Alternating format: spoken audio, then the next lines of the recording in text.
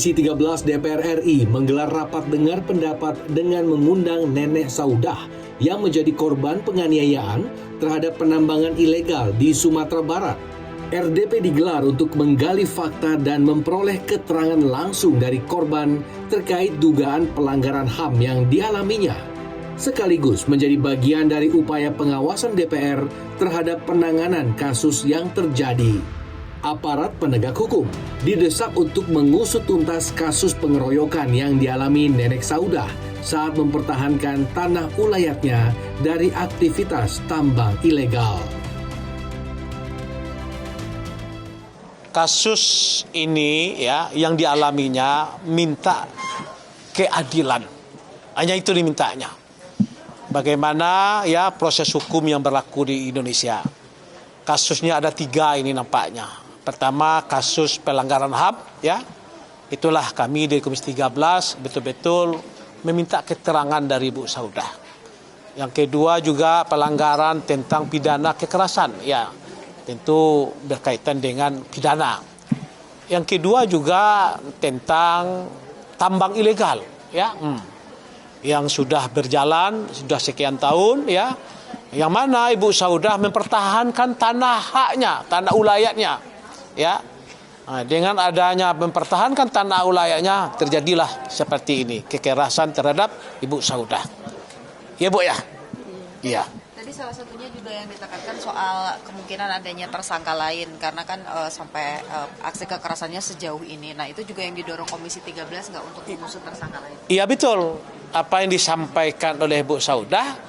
Yang tersangka itu tidak sesuai yang melakukan kepada dirinya. Dalam ya ingatan dari Bu Saudah itu ada 4 orang, ya. Tetapi yang ditersangkakannya 1 orang. Itulah pihak dari Bu Saudah akan meminta keadilan. Ya betul-betul diproses. Begitu. Artinya untuk mencari tersangka lain, Pak. Ya tentu ya kami mendorong kepada pihak kepolisian untuk mendorong ya mencari ya tersangka yang kebenarannya dari Bu Saudah. Ya dan juga nanti didamping oleh pengacara yang betul-betul bisa menyelesaikan kasus ini. Sementara itu, korban Nenek Saudah meminta keadilan dan nama baiknya dipulihkan kembali. Saya kepingin keadilan betul-betul sama anak-anak cucu saya semua. Mudah-mudahan